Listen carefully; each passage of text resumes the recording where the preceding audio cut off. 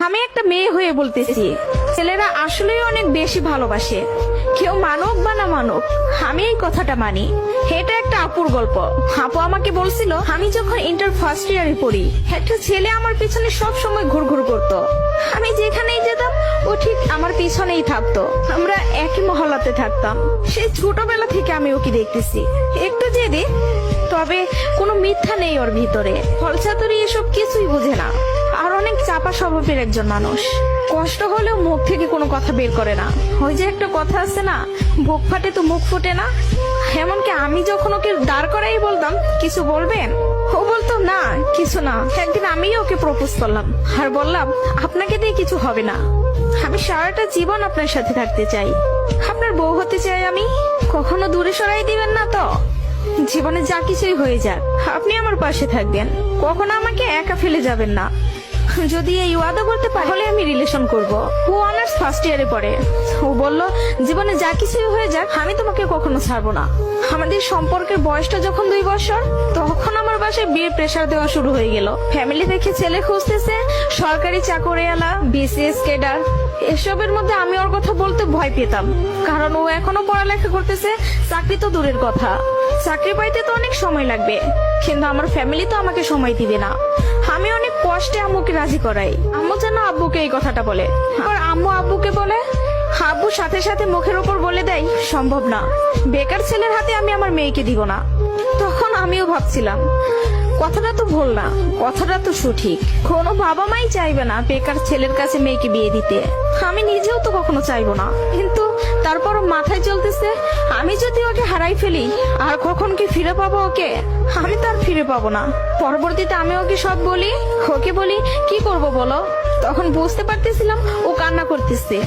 ও আমাকে বলে, আম্মু ডাকতেছে, জাস্ট একটা মিনিট, আমি আম্মুর কথাটা শুনে আসি। তুমি একটু লাইনে থাকো, এসে তোমার সাথে আমি কথা বলতেছি। আমি তোমার জীবনে আছি 2টা বছর, কতটুকু আমাকে চিনো জানো আমি জানি না, কিন্তু তোমার পরিবার তোমার সাথে 18টা বছর তোমার পাশে আছে। আমি কখনো বলবো না যে তুমি তাদের ছেড়ে আমার কাছে চলে আসো। আমি জানি না আমার বাসায় থেকে মেনে নিবে কিনা। পড়ালেখা শেষ করতে করতে আরো 2টা বছর লেগে যাবে। কবে চাকরি পাবো সেটারও তো কোনো ঠিক নাই। আমি যদি তোমাকে ভালো না রাখতে পারি, আমি তো নিজেকে কখনো মাফ করতে পারবো না। আমার কাছে তোমার হাসিটা অনেক দামি। তোমার যেটা ভালো মনে হবে তুমি সেটাই করো। তুমি যা বলবো আমি সেটাতেই রাজি। এসব কথা শোনার পরে, আর যাই হোক, একটা মেয়ে তার ভালোবাসার মানুষকে কখনো ছেড়ে যাইতে পারে না। আমি তখন একটা জিনিসই ভাবতেছিলাম, জীবনটা তো ছোট, আর আমি আমার এই ভালোবাসার মানুষটাকে হারাই ফেললে আমি নিজেই সারা জীবন আফসোস করব। এরকম কোন ছেলে আর আমাকে ভালোবাসতে পারবে না, আমি ওকে ছাড়তে পারবো না। আমি বাসায় আবারও বুঝাই, তারা বুঝে না। তারপর আমি বাসা থেকে বের হয়ে যাই। বাসা থেকে বের হয়ে ওকে ফোন দেই আর বলি, আমাকে নিয়ে যাও। ও তাড়াহুড়া করে বাড়ি থেকে চলে আসলো। আমি বললাম, আমি তোমাকে বিয়ে করব। ও আমাকে বলে, আমি বলছি না তোমাকে, তুমি যা বলবো আমি তাতেই রাজি আছি। তবে একটা কথা, আমার সাথে থেকে যদি 3 বেলার 1 বেলা খেয়ে থাকতে হয়, পারবা? তার জন্য আমি সবকিছু ছেড়ে আসলাম, তার জন্য আমি সবই করতে পারবো। বিয়ের পরে ওর বাসায় থেকে ফোন দেয়, বলে বাসায় আয়। তারপর ওর বাসায় থেকে মেনে নিল। তার কিছুদিন পর আমার বাসায় থেকেও মেনে নিল। ভালোবাসার জায়গা থেকে যদি বলি, প্রিয় মানুষটাকে নিজের করে পাওয়ার মধ্যে অন্যরকম একটা সুখ কাজ করে, যে সুখটা কখনোই টাকা দিয়ে কেনা যাবে না। আর যদি বলি প্রিয় মানুষটার কথা, আমি ভুল মানুষকে ভালোবাসি নাই, আমার মানুষটা সঠিক ছিল। সেই মানুষটা আমাকে বিন্দু পরিমাণে কষ্ট দেয় নাই। আমি সবসময় একটা কথা বলি, ভালোবাসা সুন্দর যদি মানুষটা সঠিক হয়। প্রিয় মানুষটা যখন নিজের হয়ে যায়, তখন এতটা শান্তি অনুভব হয়, তা হয়তো বলে বোঝানো যাবে না।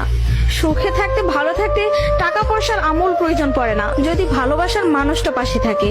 কাউকে ধরলে হাতটা শক্ত করে ধরবেন, যেন দিন শেষে সব সময় আপনার পাশে থাকে। তো সবাই ভালো থাকবেন। ভিডিওটি ভালো লাগলে প্লিজ সবাই শেয়ার করবেন। আর